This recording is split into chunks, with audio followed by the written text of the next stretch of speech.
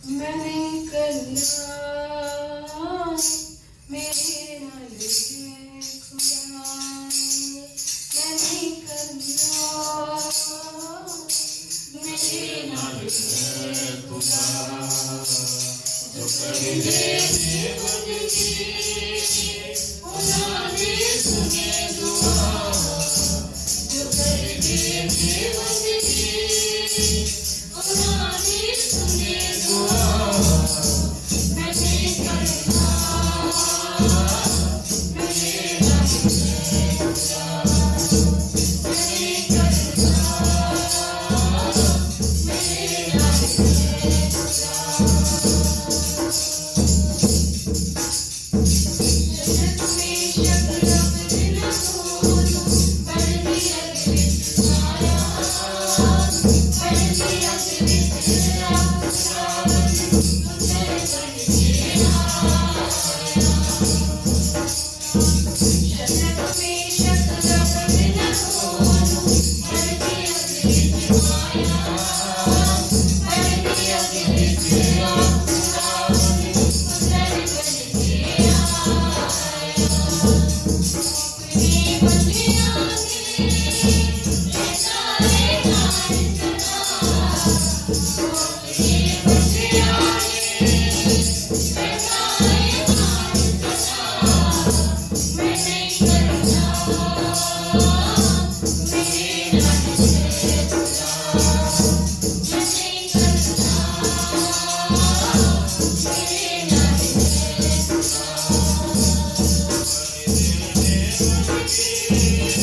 खुदा ने सुने दुआ, जो कर दे बंदगी खुदा ने सुने दुआ, मैं नहीं करना मेरे नाल है खुदा, मैं नहीं करना मेरे नाल है खुदा। और दुनिया के इतिहास हुए को बिजली आया, अल्लाह मेरा हाथ तेरिया रब ने आया। और दुनिया के इतिहास हुए को बिजली आया,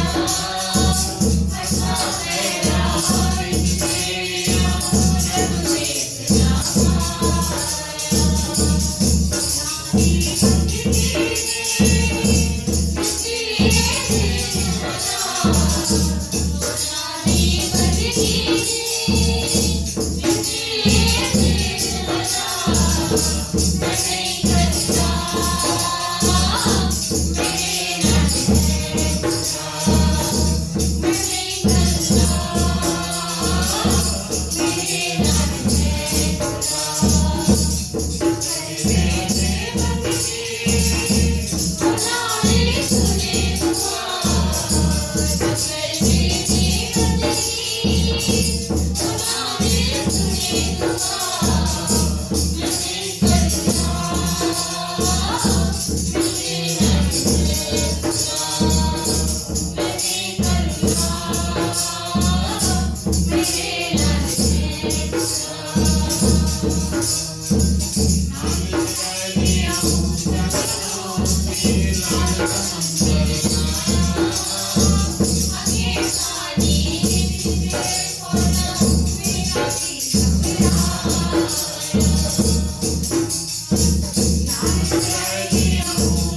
हाथ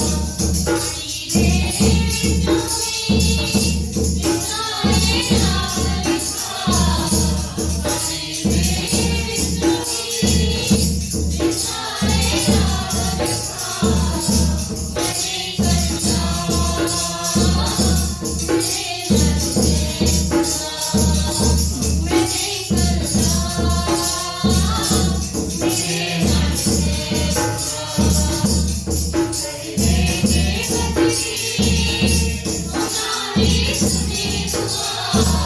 आया।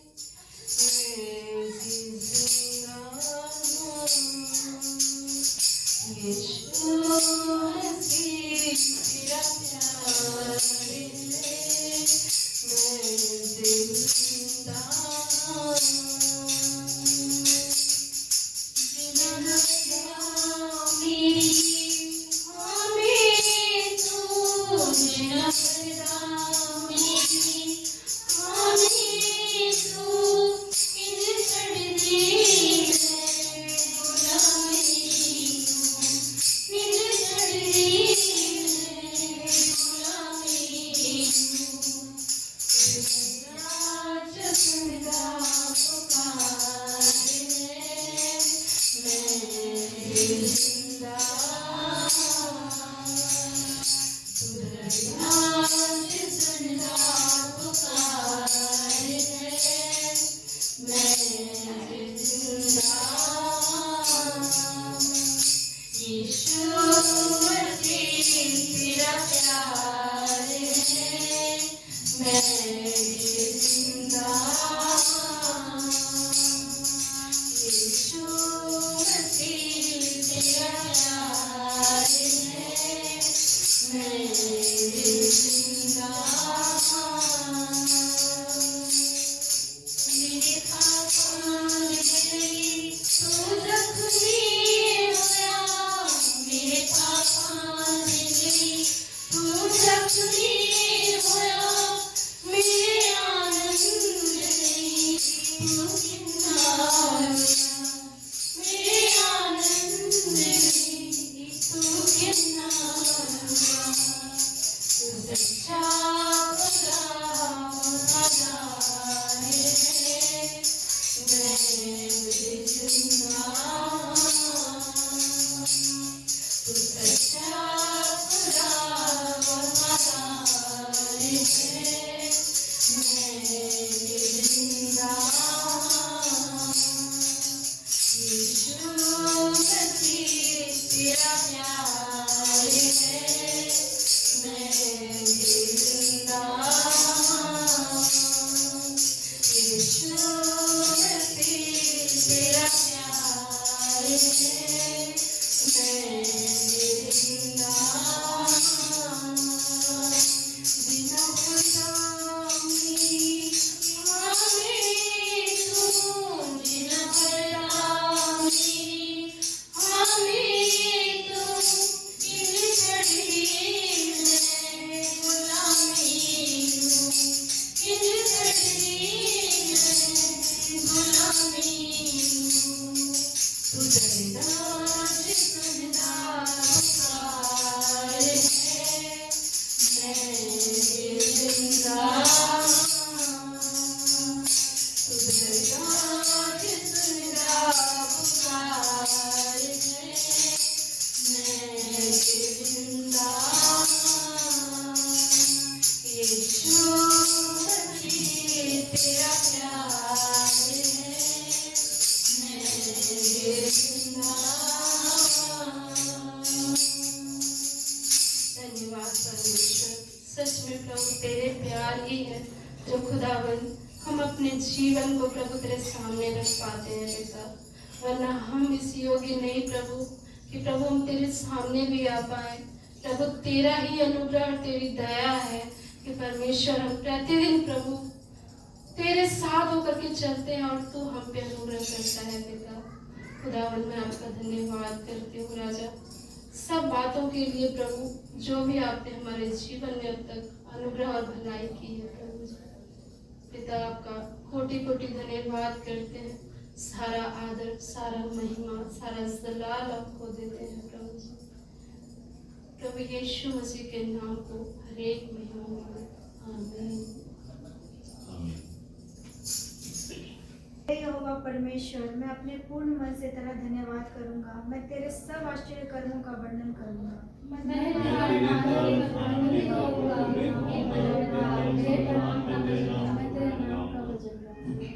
जब मेरे शत्रु पीछे हटते हैं तो वे तेरे सामने ठोकर खाकर नष्ट होते हैं। क्योंकि तूने मेरा न्याय रूप करना चुकाया है, तूने जाति जाति को झिड़का और दुष्ट को नष्ट किया है। तूने उसका नाम अनंत काल के लिए मिटा दिया है। शत्रु जो हैं वे मर गए, वे अनंत काल के लिए जल गए और जिन लोगों को तूने मारा उनका अपना नाम निशान कर दिया। यहोवा ने अपने को प्रकट किया, उसने न्याय किया है। दुष्ट अपने लिए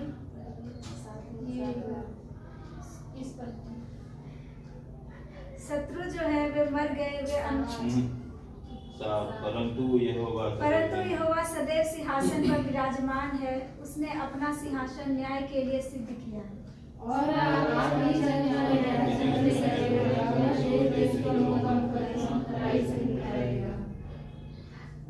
पिसे हुओं के लिए ऊंचा गढ़ ठहरेगा, वह संकट के समय के लिए भी ऊंचा गढ़ ठहरेगा। तेरे नाम का बचाने वाले उसका भरोसा रहे, वो आदमी अपनी पुण्यों को त्याग नहीं किया। यहोवा जो सिय्योन में विराजमान है, उसका भजन गाओ, जाति जाति के लोगों के बीच में उसके महाकर्मों का प्रचार करो। क्योंकि उनका बड़ा करने वाला शरण करता है, हे यहोवा, मुझ पर अनुग्रह कर, तू जो मुझे मृत्यु के फाटकों के पास से उठाता है। मेरे दुख को देख जो मेरे वैरी मुझे दे रहे हैं।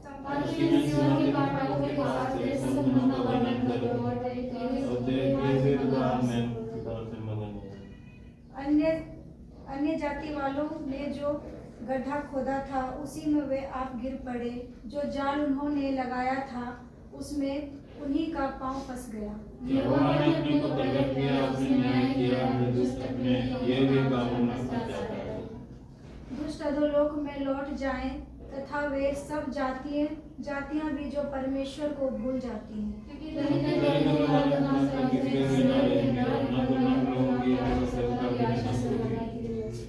उठ हे परमेश्वर, मनुष्य प्रबल न होने पाए, जातियों का न्याय तेरे सम्मुख किया जाए।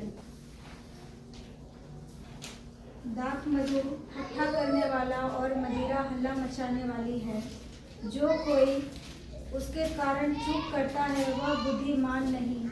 राजा का भय दिखाना सिंह का गरजना है। जो उस पर रोष करता वह अपने प्राण का अपराधी होता है। मुकदमे से हाथ उठाना पुरुष की महिमा ठहरती है, परंतु सब मूढ़ झगड़ने को तैयार होते हैं। आलसी मनुष्य शीत के कारण हल नहीं जोता, इसलिए कटनी के समय वह भीख मांगता और कुछ नहीं पाता। मनुष्य के मन की युक्ति अथाह है, तो भी समझ वाला मनुष्य उसको निकाल लेता है। बहुत से मनुष्य अपनी कृपा का प्रचार करता है, परंतु सच्चा पुरुष कौन पा सकता है। धर्मी जो खराई से चलता रहता है, उसके पीछे उसके बाल बच्चे धन्य होते हैं। राजा जो न्याय के सिंहासन पर बैठा करता है, वह अपनी दृष्टि में से सब बुराई को छांट लेता है। कौन कह सकता है कि मैंने अपने हृदय को पवित्र किया अथवा पाप से शुद्ध हुआ हूँ। घटते बढ़ते बटखरे और घटते बढ़ते नकुए, इन दोनों से यहोवा घृणा करता है। लड़का भी अपने कामों से पहचाना जाता है कि उसका काम पवित्र और सीधा है या नहीं। सुनने के लिए कान और देखने के लिए आंखें हैं। उन दोनों को यहोवा ने बनाया है। नींद से प्रीति ना रख, नहीं तो दरिद्र हो जाएगा। आंखें खोल तब तू रोटी से तृप्त होगा। मोल लेने के समय ग्राहक अच्छी नहीं कहता है, परंतु युद्ध करना चाहिए। जो लुतराई करता फिरता है वह भेद प्रकट करता है। इसलिए बकवादी से मेल जो ना रखना। जो अपने माता पिता को कोसता उसका दिया बुझ जाता है और घोर अंधकार हो जाता है। जो भाग पहले उतावली से मिलता है, अंत में उस पर आशीष नहीं होती। मत कह मैं बुराई का बदला लूंगा, वरन यहोवा की बाट जोता रहे, वह तुझको छुड़ाएगा। घटते बढ़ते बटखरों से यहोवा घृणा करता है और छल का तराजू अच्छा नहीं। मनुष्य का मार्ग यहोवा की ओर से ठहर जाता है, आदमी कैसे अपना चाल समझ सके। जो मनुष्य बिना विचारे किसी वस्तु को पवित्र ठहराए और जो मन्नत मानकर पूछ-पाछ करने लगे, वह फंदे में फंसेगा।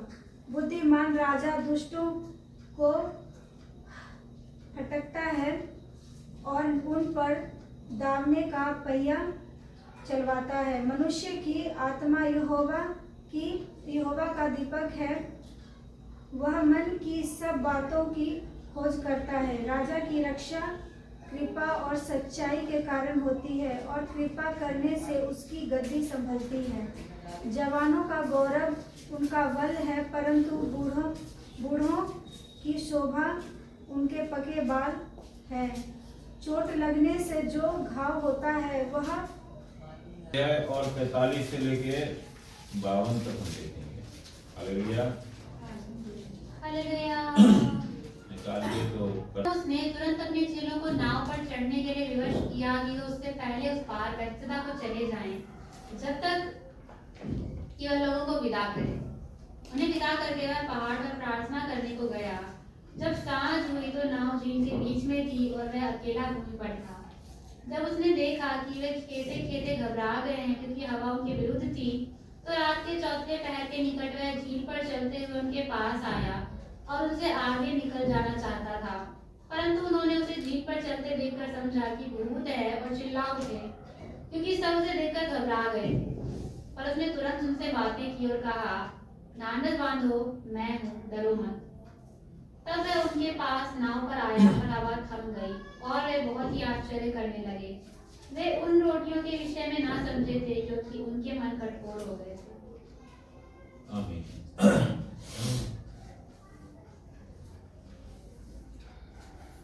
परमेश्वर का धन्यवाद करते हैं इस सुंदर और सामर्थी वचन के लिए। हालेलुया। हालेलुया।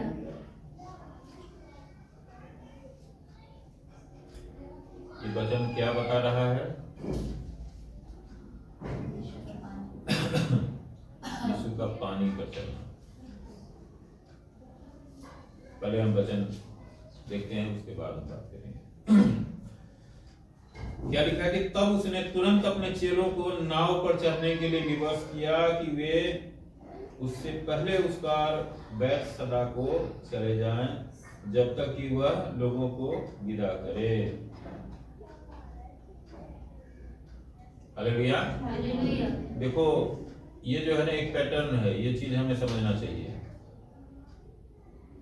आप ये मत देखो कि इसका जो टाइटल है ना वो यीशु का पानी पर चलना है, वो केवल जो है ना ये है कि प्रभु जो है ना पानी पर चलते हैं। पानी पर हो सकता है कोई जादूगर भी चल जाए, है ना? ऐसे जादूगर भी भरे हुए हैं। लेकिन यहाँ जो है ना इसका एक इस बात का एक अलग उद्देश्य है। अभी हम उसकी भी बात करेंगे। लेकिन यहाँ पर इससे पहले जो है ना किस परिप्रेक्ष्य में है, 5000 पुरुषों को खिलाना, यानी कि जो है ना 8-10 लोगों को जो है खिलाया गए थे खाना, 5 रोटी और 2 मछलियों में। तो उनके विषय में है कि तब उसने तुरंत अपने चेलों को नाव पर चढ़ने के लिए विवश किया कि वे उससे पहले उस पार बैतसैदा को चले जाएं, जब तक कि वह लोगों को विदा करे। क्या किया था प्रभु ने? उन सबको, चूंकि वो सांसारिक भोजन के लिए उनके पीछे थे। हालेलुया। हालेलुया। मुझे आशा है कि हम समझ पा रहे हैं। प्रभु ने बोला है कि नाशवान भोजन के लिए प्रयास मत करो। लेकिन वो जो भीड़ थी, जो हजारों की संख्या थी, वो प्रभु के पीछे चलने का जो उसका उद्देश्य था, जो खोज था, उसका कोई स्पिरिचुअल नहीं था। क्योंकि अगर ऐसा होता तो प्रभु को बताने की जरूरत नहीं। प्रभु सबके मनों को जानते हैं। प्रभु समझ रहे थे कि ये सांसारिक रोटी, सांसारिक भोजन के लिए पीछे चले आ रहे हैं। तो ठीक है, लोग प्रभु के पास उसकी भी कमी नहीं है। प्रभु ने भोजन करा दिया और बोल दिया विदा करने के लिए। और वो पीछे हमेशा पड़े न रहे, सांसारिक भोजन के लिए ही न पड़े रहे। इसलिए प्रभु अपने चेलों को विवश किए कि नाव पर चल जाए, उस पार चल जाने के लिए, कि उनसे थोड़ा सा दूर निकल जाए। हालेलुया। क्योंकि प्रभु देखो उसी से बात करते हैं जो वास्तव में प्रभु की बात सुनना चाहते हैं। यहां पर यह बात भी हमें बिल्कुल एक्सट्रैक्ट करके बता रहा हूं। ये चीज जो है ना हमें समझना चाहिए कि उन लोगों से क्यों नहीं प्रभु बात करना चाहते थे, क्यों नाव पर चले गए अपने चेलों को लेके। उनको भी कहते कि भाई ठीक है हम यहीं रुकते हैं, क्योंकि चेले उनकी बात सुनना चाहते थे, इसीलिए चेलों को साथ लेके निकले। वो लोग भोजन के लिए थे तो ले भैया भोजन कर और जा अपने अपने घर को, हो गया सत्संग प्रवचन खत्म।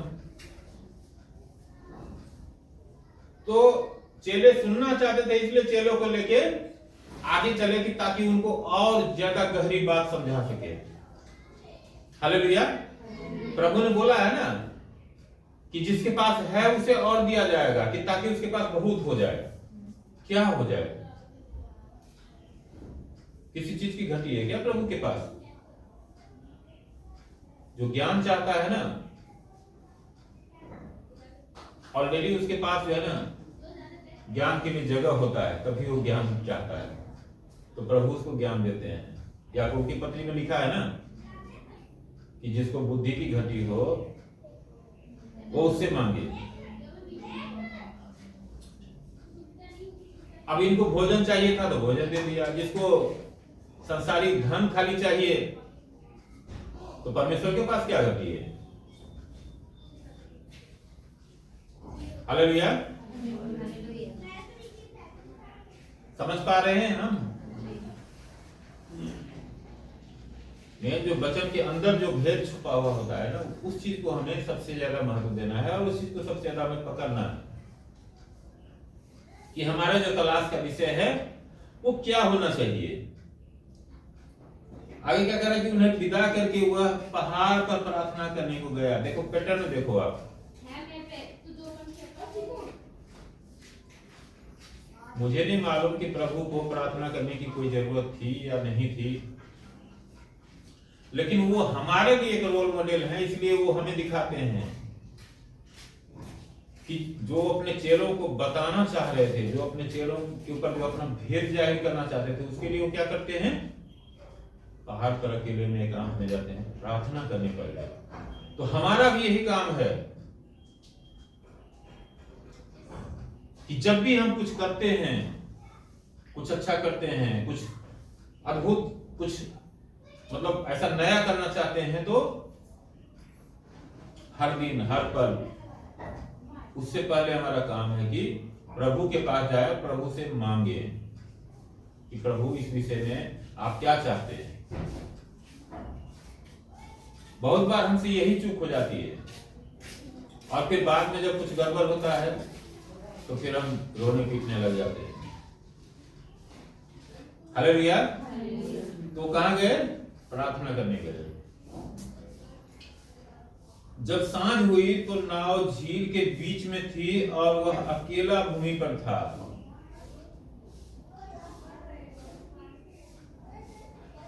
वचन को देखते जाइए, पैटर्न क्या है। क्या कर रहा है कि जब सांझ हुई तो नाव झील के बीच में थी और वह अकेला भूमि पर था। कौन अकेला था भूमि पर? प्रभु, क्योंकि वो प्रार्थना करने पहाड़ पर गए थे। जब उसने देखा कि वे खेते खेते घबरा गए हैं, क्योंकि हवा उनके विरुद्ध थी, तो रात के चौथे पहर के निकट वह झील पर चलते हुए उनके पास आया और उनसे आगे निकल जाना चाहता था। हालेलुया।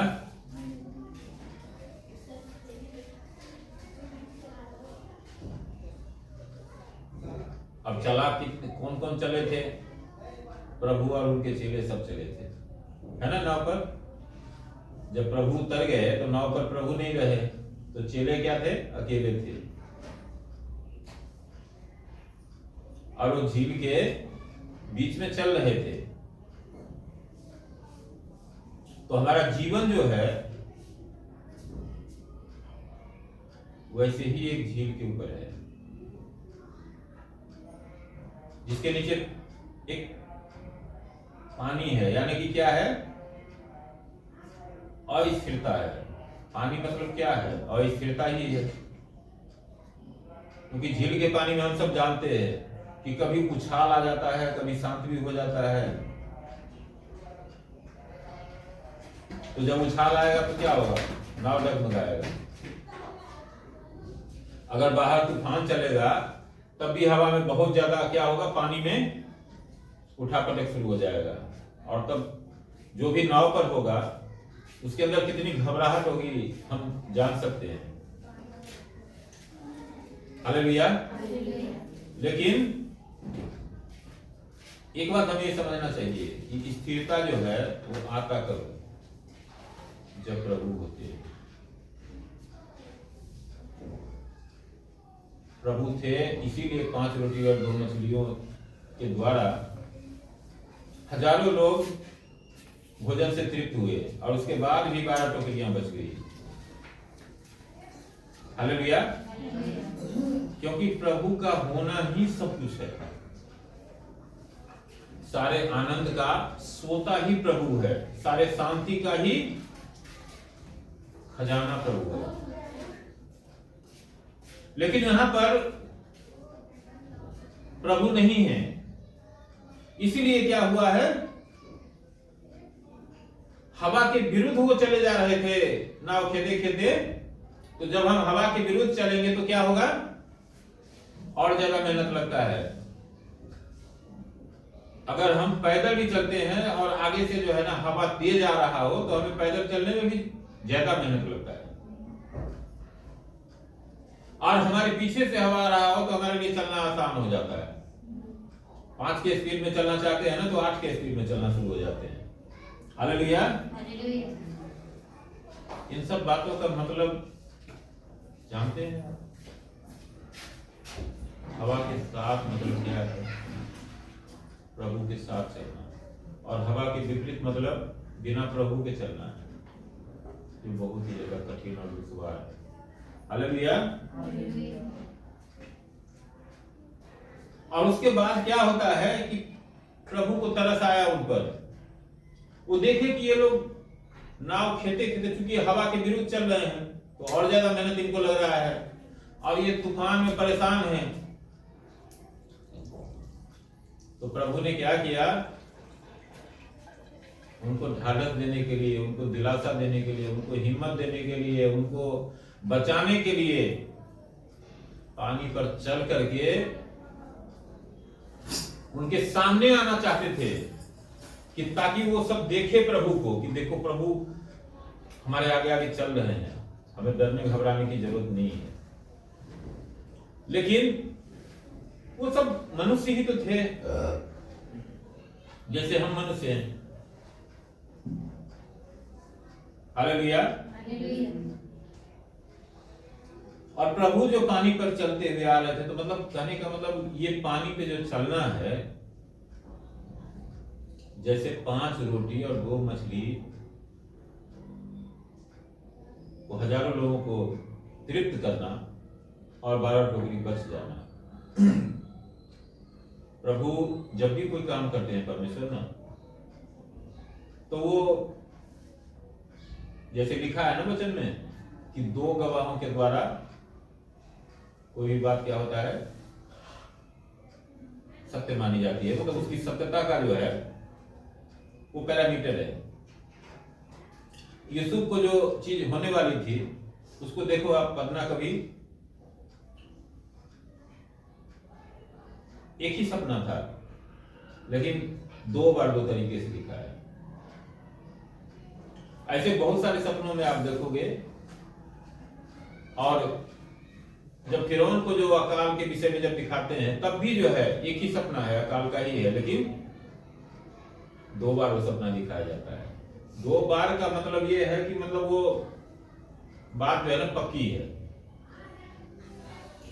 तो यहाँ पर जो ये रोटी खिलाने और टोकरी में उठाने का भी जो है क्या मकसद है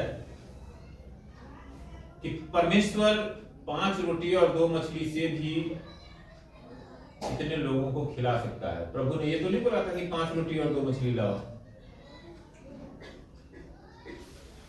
आपने गौर किया इसमें? प्रभु ने बोला तुम्हारे पास कितना है, ये नहीं बोला कि तुम्हारे पास 5 रोटी और 2 मछली हो ना तो कम से कम इतने में काम चल जाएगा। तुम्हारे पास कितना है? तो उनके पास चूंकि 5 रोटी 2 मछलियां उपलब्ध थी, इसलिए 5 रोटी और 2 मछली में उन्होंने हजारों लोगों को खिला दिया। उसके बाद भी चूंकि प्रभु कुछ भी कर सकते हैं अपने लोगों के लिए, ये दिखाने के लिए वो चमत्कार किया था। और उस चमत्कार को पक्का करने के लिए दिमाग में वो दिखाया कि जो जूठा पड़ा हुआ है ना उसको उठा लो, और वो 12 टोकरियां भर गई उससे। वहां एक चमत्कार नहीं 2 चमत्कार हुआ।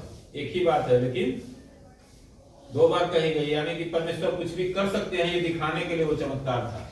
लेकिन चेले थोड़ी देर में भूल गए, इसीलिए ये अगला चमत्कार हुआ। हालेलुया।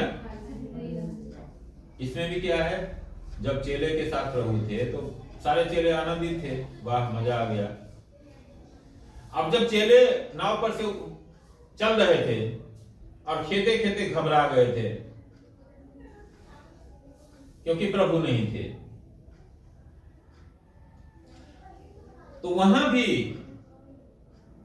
प्रभु पानी पर इसीलिए आ रहे हैं कि ताकि चेले ये जान सके कि तुम्हें बचाने के लिए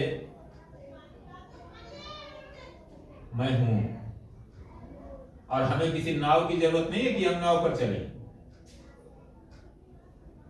मैं पानी पर भी चल के आ सकता हूं तुम्हारे पास। हालेलुया। क्या समझ पा रहे हैं? हम कहते हैं ना कि परमेश्वर सर्वशक्तिमान है, वही शक्ति दिखा रहे हैं लोगों को। बचपन से हम रटते तो रहते हैं तोते की तरह, अरे परमेश्वर सर्वशक्तिमान है, लोग भी हमें सिखाते हैं, लेकिन उसकी शक्ति तो हमने देखी ही नहीं कहीं। लेकिन यहां परमेश्वर दिखा रहे हैं कि देखो I am that I am, मैं सर्वशक्तिमान हूं। इसीलिए मैं 5 रोटी 2 मछलियों में हजारों लोगों को खिला सकता हूं, और उसके बाद भी उसमें से ये नहीं कि अरे थोड़ा थोड़ा इतना इतना टुकड़ा दे दो, भरपेट सबने खाया। और उसके बाद जो है 12 टोकरी बच भी गई, और उसके बाद देखो मैं तुम्हें बचाने के लिए पानी पर भी चल के आ रहा हूं। हालेलुया। परंतु यहां पर क्या होता है कि उन्होंने उसे झील पर चलते देखकर समझा कि भूत है और चिल्ला उठे।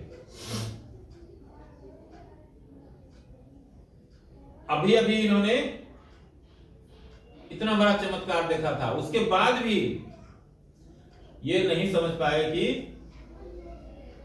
सर्वशक्तिमान परमेश्वर हमारे साथ है। तो जब पानी पर चलते देखा तो इनको लगा जो भूत है, क्योंकि तो रात का समय था और वो भी चौथा पहर लिखा है ना, चौथे पहर। उस टाइम पे जो है अंधेरा सबसे ज्यादा होता है।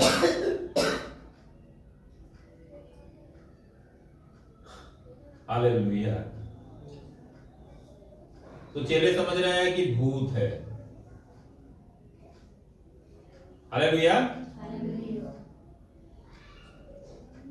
और क्या हुआ, चिल्लाने लगा। जैसे क्या होता है, किसी को सपने में अगर भूत आ जाए तो क्या होता है, आवाज ही नहीं निकलता है गले से, घरघराने लग जाता है। और सामने में तो परछाई भी दिख जाए तो अलग बात है, फिर तो अच्छे अच्छे का जो है ना हालत खराब हो जाती है। लेकिन यहां परमेश्वर को देख रहे हैं। हालेलुया। देखा जाए ना,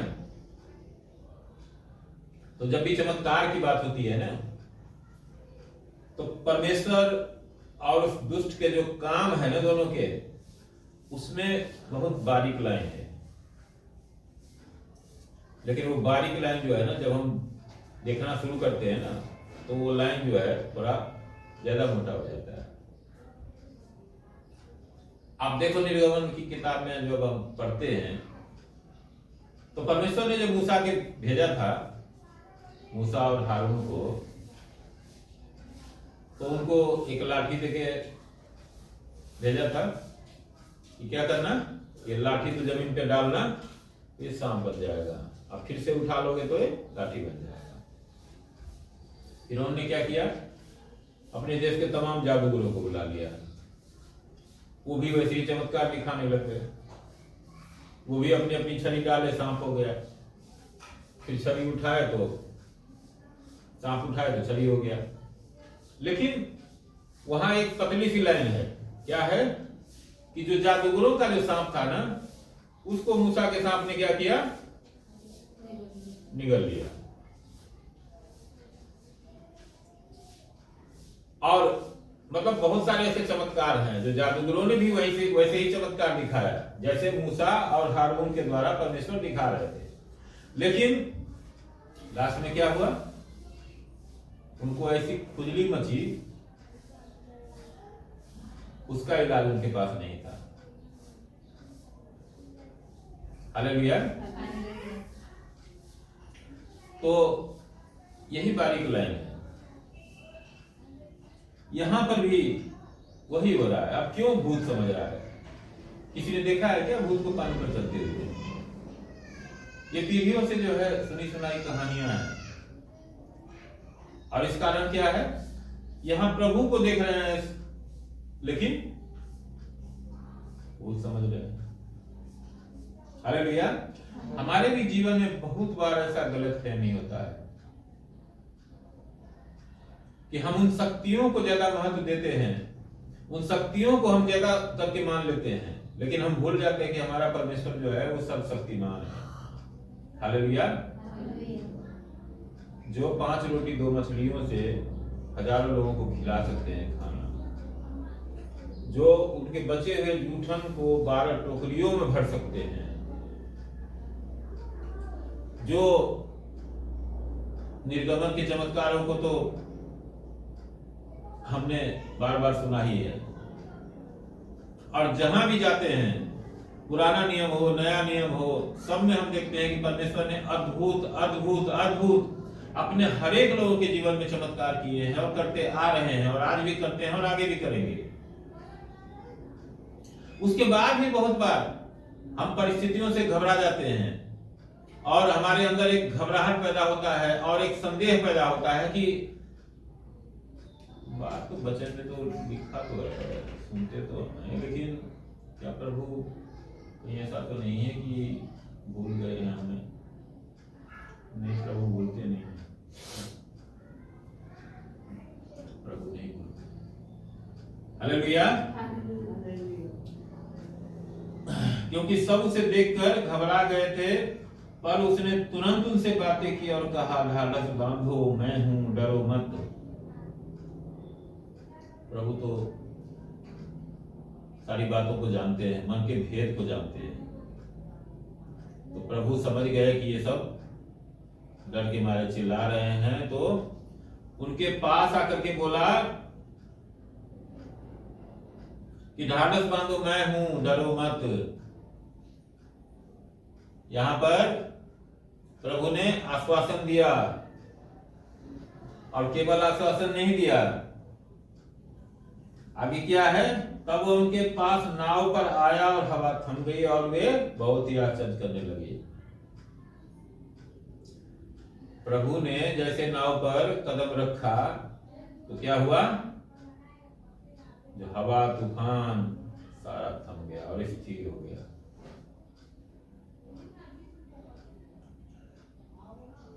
और क्या लिखा है कि वे उन रोटियों के विषय में न समझे थे क्योंकि उनके मन कठोर हो गए थे। अभी हमने बताया ना रोटियों के विषय में। Hallelujah, hallelujah, hallelujah. ये नाव जो है ना, ये हमारा जीवन है, ये हमारा परिवार है, ये हमारा घर है, हमसे जुड़ी हुई हर एक बातें हैं। ये नाव जो है ना, इसको ऐसे हमें समझना चाहिए, क्योंकि कई बार हम जीवन में अकेले चलते रहते हैं, कई बार हमारा परिवार होता है, कई बार हमारे बच्चे होते हैं, कई बार हमारे साथ और भी लोग होते हैं। तो ये नाव जो है ना, हमसे जुड़ी हुई हर एक बातें हैं, उसमें प्रभु हैं या नहीं हैं, या हम उनको मौका देते हैं या नहीं देते हैं, ये निर्भर करता है। यहां पर क्या है, एक समय आता है, एक समय के लिए चेलों को, क्योंकि रोटी के बाद अगर वो समझ जाते तो शायद मुझे लग रहा है जो ये मौका नहीं आता, तो यहां पर डगमगाहट का सामना नहीं करना पड़ता। लेकिन वो लोग रोटी का 2-2 बार चमत्कार देखने के बाद भी उनके मन में पूरी तरह से जो है ना, वो बल नहीं आया था, वो साहस नहीं आया था, वो सच्चाई नहीं आई थी, वो पक्का नहीं हुआ था कि ये वास्तव में प्रभु है और हमारे साथ हैं। क्योंकि देखो, प्रभु कोई इच्छाधारी नाव तो नहीं है, या कोई प्रभु लीलाधारी तो नहीं है कि वो जो है रूप बदलते रहेंगे। प्रभु तो प्रभु है, सच्चाई है। बोला है ना कि मार्ग और सत्य और जीवन नहीं है, सत्य कभी बदलता नहीं है, सत्य एक जैसा ही होता है। तो इसीलिए उनको कोई 10 हाथ या 20 पैर लगाने की जरूरत नहीं थी, वो हमारे आपके जैसे ही मनुष्य रूप में दिखाई देते थे। इसीलिए लोग उन पर विश्वास नहीं कर पाए थे। लेकिन यहां प्रभु ने बार बार बोला कि अरे वैसे नहीं विश्वास कर पा रहे हो तो कम से कम मेरे काम को देखकर तो विश्वास करो कि मैं पिता की ओर से आया हूं। लेकिन यहां पर भी वही बात है, काम देखने के बाद भी जो है उनके चेले भी कहीं ना कहीं डगमगा रहे थे। इसीलिए प्रभु को एक बार फिर से ये दिखाना पड़ा कि देखो मेरा होना और नहीं होने में कितना फर्क है। मैं हूं तो सब कुछ है, और मैं नहीं हूं तो एक पल में तुम डगमगाने लग जाओगे, एक पल में तुम चिल्लाने लग जाओगे, सत्य को देख करके भी तुम डरने लग जाओगे। हालेलुया। क्या हम समझ रहे हैं क्या बात है? हमारे लिए प्रभु का होना सब कुछ है। प्रभु के साथ हमारा जीवन सारे आनंद को, सारे आशीषों को, सारे रोगों को दूर करने वाले सामर्थ को, और वो तमाम चीजें जो हमारे जीवन को बढ़िया से बढ़िया बना सकते हैं, वो तमाम चीजें लाती है। और अगर प्रभु नहीं है तो हम ये धक्के खाते हुए, ये हिचकोले खाते हुए नाव के जैसे हैं, जो हमें हमेशा सुरक्षा है कि हम कहाँ नाव पलट जाएगा, कहाँ नाव में छेद हो जाएगा, पानी आ जाएगा, कहीं तूफान में जो है ना कुछ और ना हो जाए, हम सब के सब डूब न जाए। मतलब हर एक परिस्थिति में यह सुरक्षा है। प्रभु ने बार बार चमत्कार, प्रभु कोई जादूगरी नहीं दिखाना चाहते हैं, लेकिन इन चमत्कारों का उद्देश्य यही है। रात भर वो जाल फेंकते रहे लेकिन कुछ नहीं मिला, क्योंकि उस तरफ प्रभु नहीं थे उनके साथ। लेकिन जब प्रभु आते हैं तो बोलते हैं कि इस तरफ जाल फेंको, और जैसे प्रभु ने बताया वैसे जाल फेंका, तब इतना मछलियां भर गई थी कि उनको लग रहा था कि जाल फट जाएगा। हालेलुया। हमें वचन के अंदर जो भेद छिपा हुआ है ना, उसको पकड़ना है। 5 रोटी 2 मछलियां तो हम सब बचपन से गाते आ रहे हैं। वो क्यों, उन्हें क्या जरूरत था? ऐसा ही होता तो रोज एक लंगर खोल देते, वो हर जगह, कोई भूखा नहीं रहता संसार में, है ना। वो अपने विश्वासियों के लिए दिखा रहे थे ये चमत्कार। ये चिन्ह और चमत्कार किसके लिए है? जो उन पर विश्वास और भरोसा करते हैं उनके लिए है, ये सारे संसार के लिए नहीं है। इसीलिए उन्होंने कहा कि पवित्र वस्तुएं क्या करो, कुत्ते के आगे मत रखो और अपने अनमोल मोती सुअरों के आगे मत दो। अब मैं किसी को कुत्ता और सुअर तो नहीं कर सकता, लेकिन प्रभु ने हमारे सामने एक प्रकाशन दिया है कि ताकि हम समझ सके कि प्रभु ने जो हमारे जीवन में दिया है और जो दे रहे हैं और जो देंगे वो हमारे लिए क्या है, केवल बहुमूल्य नहीं है, अनमोल है, जिसका कोई मोल नहीं है। हालेलुया। तो इसीलिए हम उसको व्यर्थ न करें और हम हमेशा प्रभु की खोज में रहें। प्रभु के खोज में रहेंगे तो बाकी किसी भी चीज को खोजने की जरूरत नहीं पड़ेगी हमें।